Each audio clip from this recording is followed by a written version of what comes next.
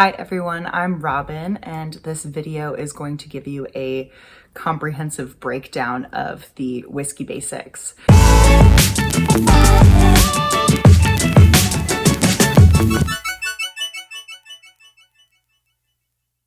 So let's start this video zoomed all the way out with alcoholic beverages. Under the alcoholic beverages umbrella falls wine, beer, and distilled spirits. Wine is, of course, fermented fruits, most often fermented grapes.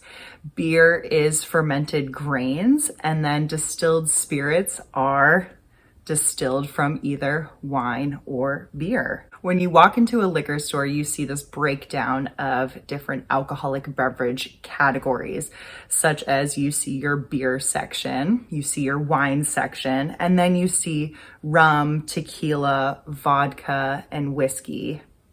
There might be some other sections as well, but this is usually what you'll see. And so your rum, tequila, vodka, and whiskey are falling under your distilled spirits category. So what makes each one of those different from one another? Whiskey is derived from fermented grains, so grains are the source of sugars, whereas for rum, it's derived from sugarcane or sugarcane byproducts. So that can be molasses, that can be sugarcane juice. Brandy is derived from fermented fruits. This is not only wine grapes, but it can be apples, pears, plums, etc. Mezcal and tequila are derived from the agave plant. Each one of them has different specifications, however, they are derived from agave. We're not going to talk about vodka, gin, and liqueur today, but those also have their own definitions that don't necessarily indicate what they're derived from, but it definitely indicates how it's made. So whiskey in particular, that's what we're going to focus on, as I said, is derived from fermented grains. So it is distilled from fermented grains, essentially distilled beer without all the hops, and aged in wooden casks almost always. I think in the US is the only time you'll ever see a white whiskey, and that's usually a white corn whiskey.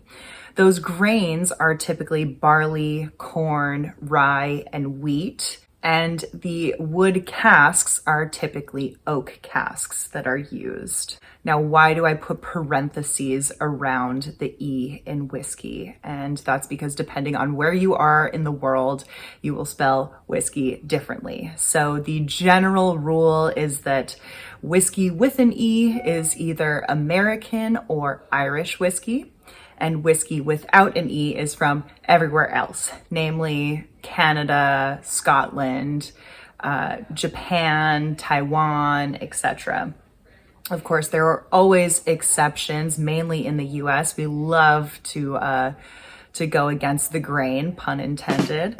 And one example that I love to bring up has whiskey really big on the bottle. It's a bourbon whiskey, and whiskey is spelled without an E, and that is Maker's Mark. Let's go into a little bit more detail of how whiskey is produced. So the first step is that it's fermented from grains. Yeast converts the sugars that are derived from the grains and turns that into ethanol.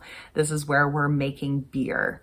The yeast that's typically used is Saccharomyces cerevisiae, and they love glucose. However, they can also ferment other simple sugars, fructose, sucrose, etc.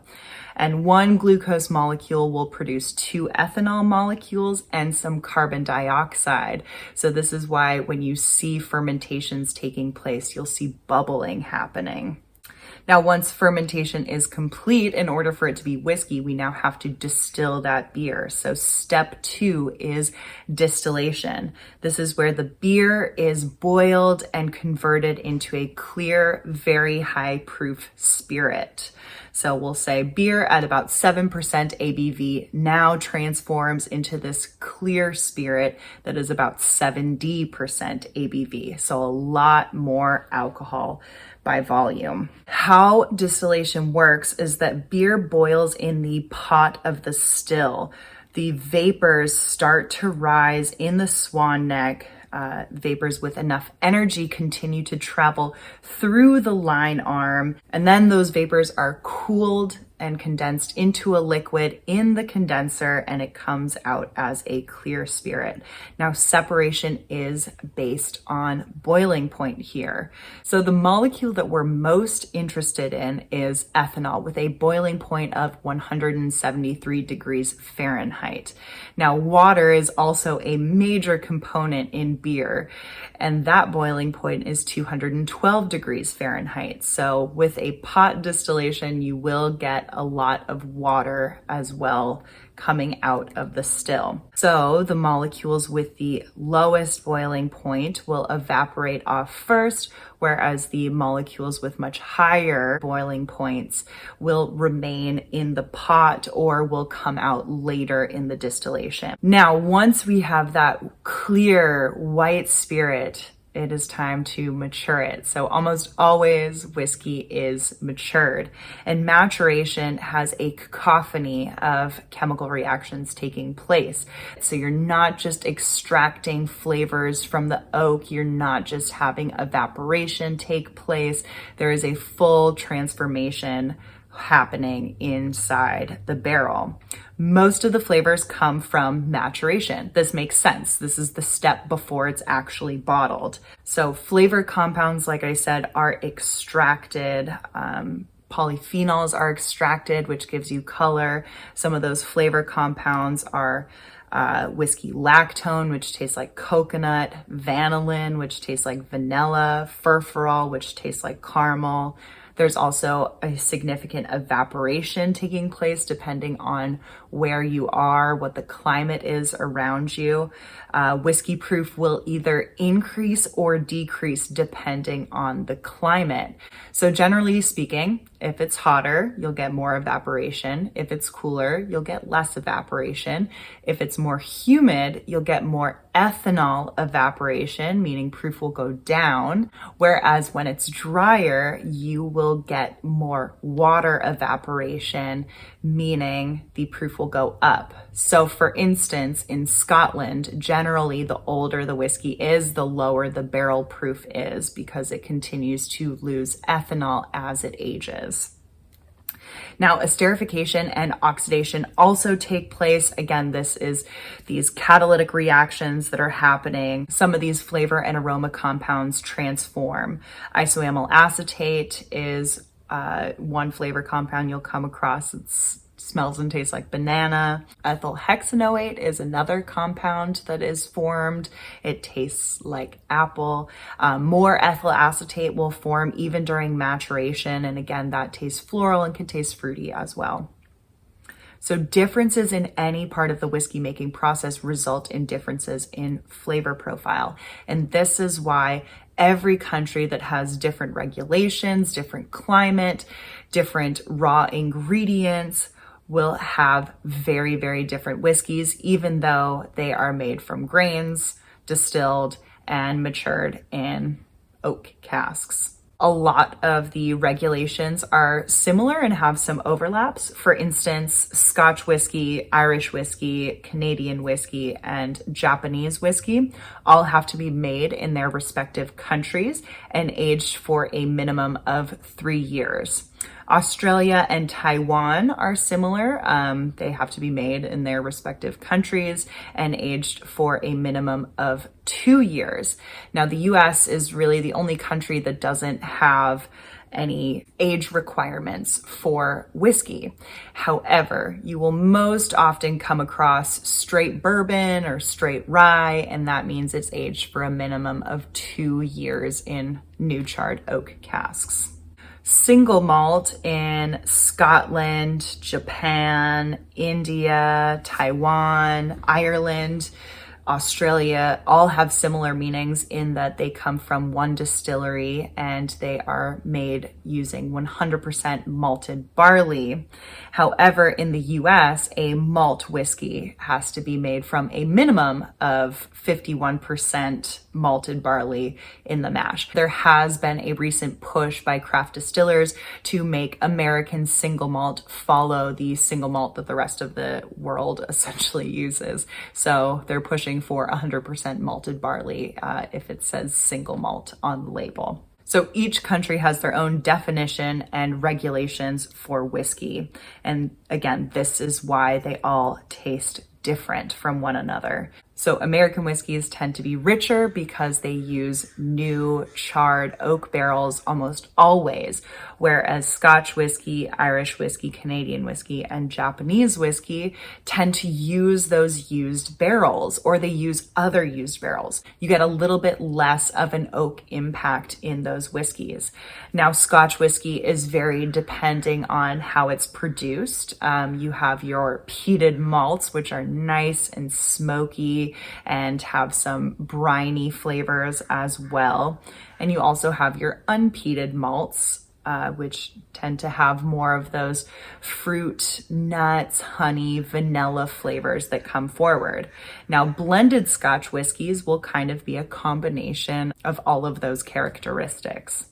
Irish whiskey tends to be really light, approachable. I've heard it called friendly, with notes of honey, apple, and vanilla. Canadian whiskey also is pretty light with some fruit, cinnamon flavors coming forward, and maple.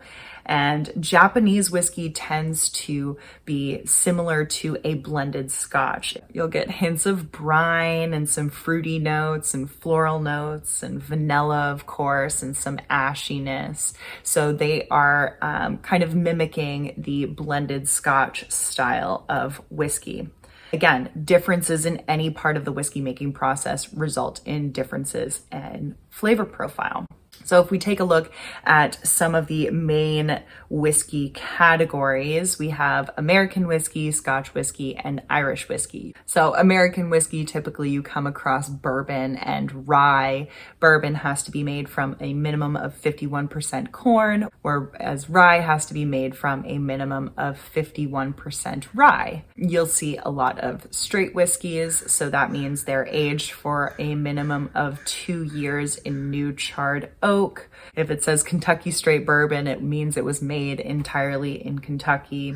And as I said, the flavor profiles tend to be a lot richer with notes of caramel, vanilla, oak. Rye whiskeys tend to have a little bit more spiciness to them, meaning cinnamon and pepper notes will come forward as well. These are very generalized flavor profiles, by the way. Irish whiskey has 3 main categories of whiskey that fall under that umbrella. The single pot still Irish whiskey is a pretty cool one that has some rich history. Single pot still means it is from one single distillery, and it is derived from a combination of malted and unmalted barley in the mash. It must be pot distilled, hence the pot still in the name. Now, single malt similarly has to be from one single distillery, and the malt refers to the mash. It has to be produced from 100% malted barley. Single grain Irish whiskey means that it's from one single distillery, and it includes other grains besides 100% malted barley. Now, blended Irish whiskey is a combination of at least 2 of these categories here. Scotland has some pretty similar rules as well. There's 2 main categories that fall under Scotch whiskey. You have single malt and you have single grain Scotch whiskey. Single malt is from one distillery. It's derived from 100% malted barley, and it is pot distilled. Whereas single grain is produced from one distillery, however, either includes other grains or is column distilled instead of pot distilled. Now you have blended malt, which is a combination of single malts from different distilleries. And then you have blended Scotch whiskey, which includes single malts and single grains. There are 5 different regions that fall under the single malt category. We have the Speyside region, Lowland, Islay, Highland, and Campbelltown region. And there's also the Islands, which is a sub-region of the Highland region. Speyside is also technically a sub-region of the Highland region.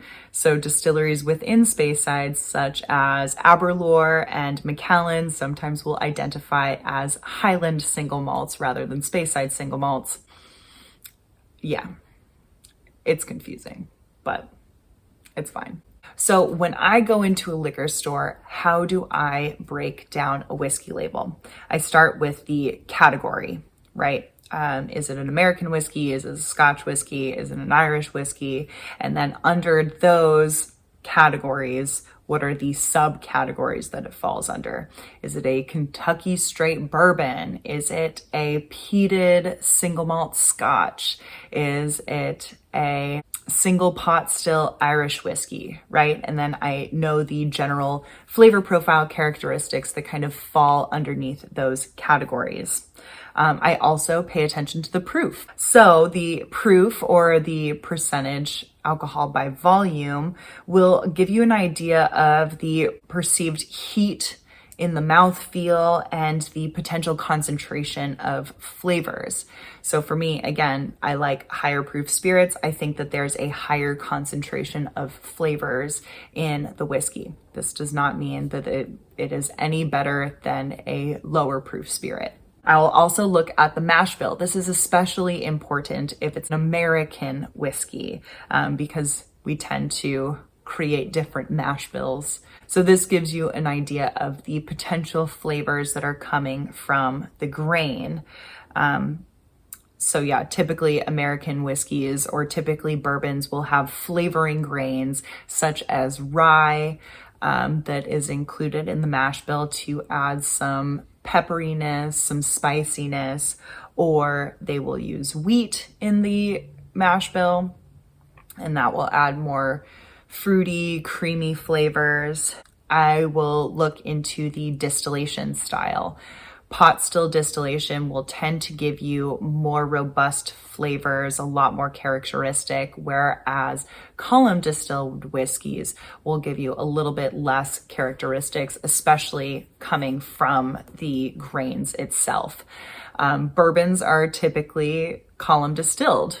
So a lot of the flavors that you're getting are in fact coming from the barrel, whereas single malt scotches are pot distilled. So you will get a lot of those malty characteristics coming forward and those grain forward flavors. And then arguably the most important thing to look at is how it's matured, right? What casks were used to age it.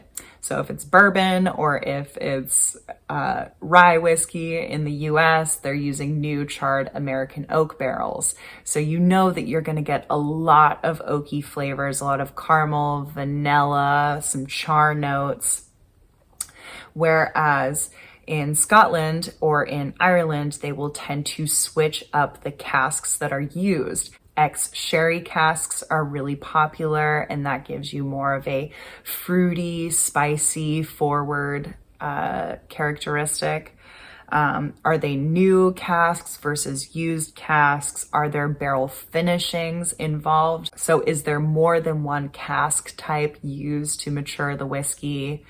There's a lot of things to take into consideration, and this will dramatically impact the flavor of that whiskey. So let's go through some common examples that you might come across at the liquor store. We're going to start with my first love, Elijah Craig, which is a Kentucky straight bourbon whiskey, 12 years old, and sits at 47% ABV, alcohol by volume. Now, this is an old bottle. Elijah Craig no longer has the age statement on it, but we're just going to use this one for the example. So we start with the brand name, right? It's Elijah Craig, and if you do some research, you can find out it's produced by Heaven Hill Distillery. So because it is Kentucky straight bourbon whiskey, I know that it is produced entirely in Kentucky at Heaven Hill. It is aged for a minimum of 2 years in new charred oak barrels and is produced using a majority corn in the mash bill. I know it's aged for 12 years because there is a 12-year age statement. Now, I also know that Heaven Hill uses column distillation, which is common for bourbon whiskeys anyways. So looking at this bottle, am I going to like the flavors, right? We start with the category. Bourbon. It means there's rich caramel vanilla flavors that I should expect coming across, right? That's our generalized flavor profile for bourbon. The mash bill is 78% corn, 10% rye, and 12% malted barley. I got this from Google. Thank you, Google. And being that it only has 10% rye in the mash bill, I don't expect a ton of spicy flavors to come through. So I expect it to be sweeter and have more of the oak coming forward rather than the grains coming forward. 47% ABV is not a super high proof spirit. However, it is higher than the minimum of 40% ABV. So you will get a little bit more flavors coming through, but not too much of that alcohol burn, hopefully. And then an age statement of 12 years means that there is going to be a significant oak influence, especially because new charred barrels are used for the maturation. So now we'll do a Scotch whiskey example. So what I have for you is Laphroaig. This is an Islay single malt Scotch whiskey aged 10 years, which means it's produced from 100% malted barley and it's pot distilled. It's produced in Islay by Laphroaig and it is aged for 10 years. So will I like the flavors? Now, you have to look a little bit on the label and into the distillery to see, is this going to be a peated Scotch or not, right? Is this going to have a lot of smoky flavors or not? And Laphroaig is known for their smoky, tarry, medicinal flavors. It's sitting at 43% ABV, so it's a pretty low proof spirit. It does have a little bit more alcohol than the 40% baseline. But 43% ABV is pretty common for Scotch.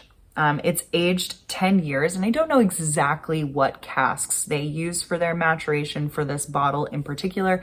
However, they are used casks, and typically they're ex-bourbon barrels. There might be some ex-sherry barrels tossed in here.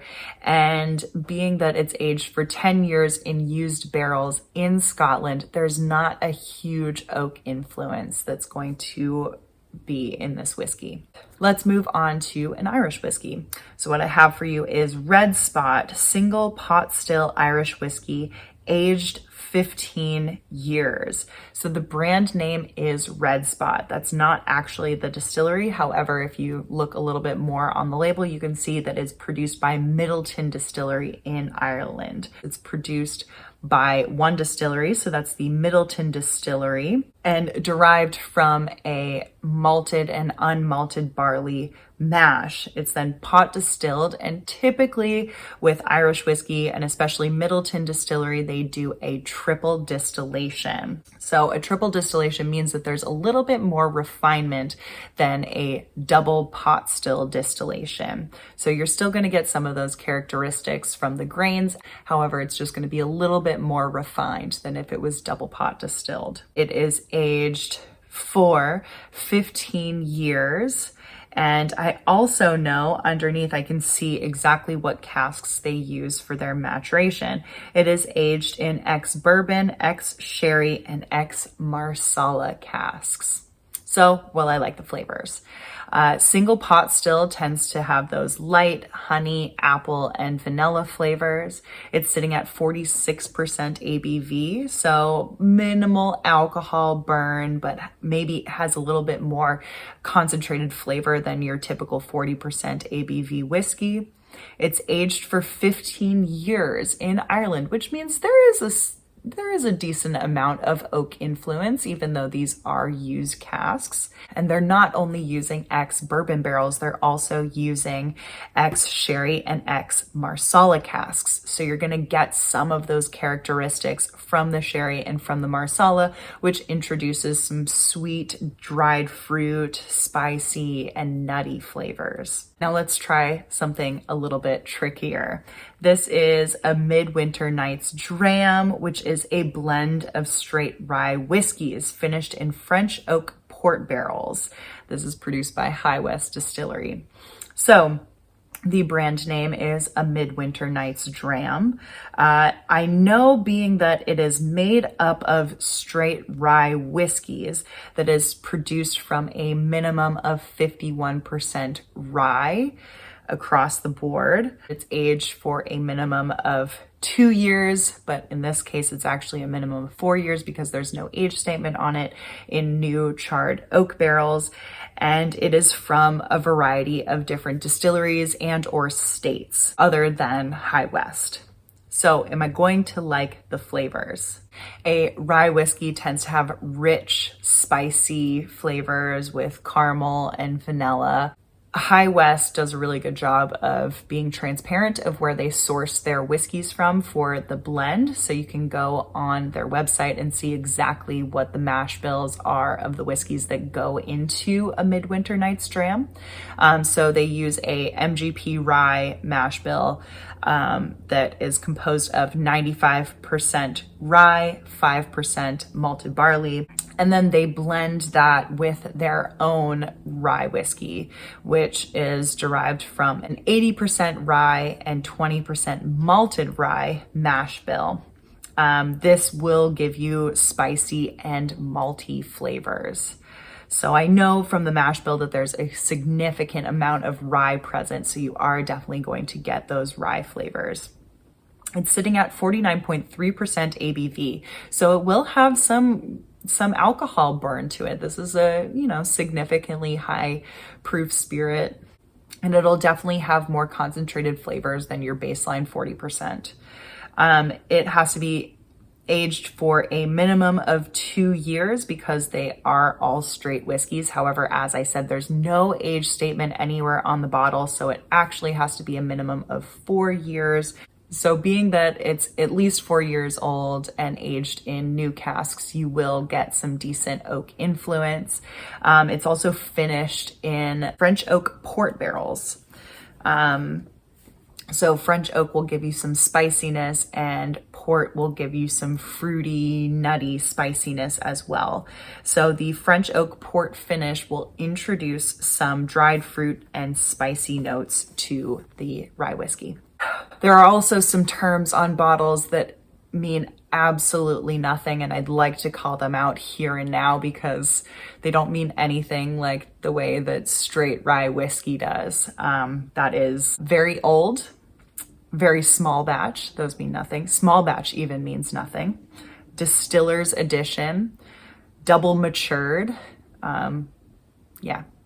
means nothing. Handcrafted, that's a good one. Extra aged, rarest vintage reserve, sour mash. So just because the bottle says sour mash on it does not mean it's special from any other bourbon. So no offense to Michter's, the original sour mash. Sour mash is not going to give you any sour flavors at all. This just helps keep consistency between batches. Now, if all this that I've just given you is really confusing and it's too much to remember, there are always going to be tasting notes on the backs of bottles, or most bottles. Or if you Google a bottle, you'll be able to find tasting notes on the producer's website. However, I do want you to keep in mind that these tasting notes are what the producers want you to taste, not necessarily what you will taste. So I will tend to look up reviews from people that I trust, websites that I go to often, to actually see what their tasting notes are, because they're a little bit less filtered that way. So to summarize, the things I want you to take from this are that whiskey is distilled from fermented grains and aged in wooden casks. So the flavors that you're getting in the whiskey should not be added in flavors. There are some brands out there that have cinnamon whiskeys and peanut butter whiskeys and honey whiskeys, and these are not actually whiskeys, these are liqueurs. The flavors that you're getting from whiskeys are derived from the grains and the fermentation. Even different yeast will provide different notes in the whiskey. Then distillation allows you to select the flavors that you want to take from the beer and bring that into the final whiskey. And then maturation is where, again, you get a majority of the flavors in the whiskey because that's the final step before it is bottled. So there you have it. Those are the whiskey basics. Hopefully this video will give you the confidence to walk into a liquor store to pick up a new bottle of whiskey. If you're interested in learning more about bourbon whiskey or single malt Scotch whiskey, I am going to be putting my course up on my website that will be available soon. That's it.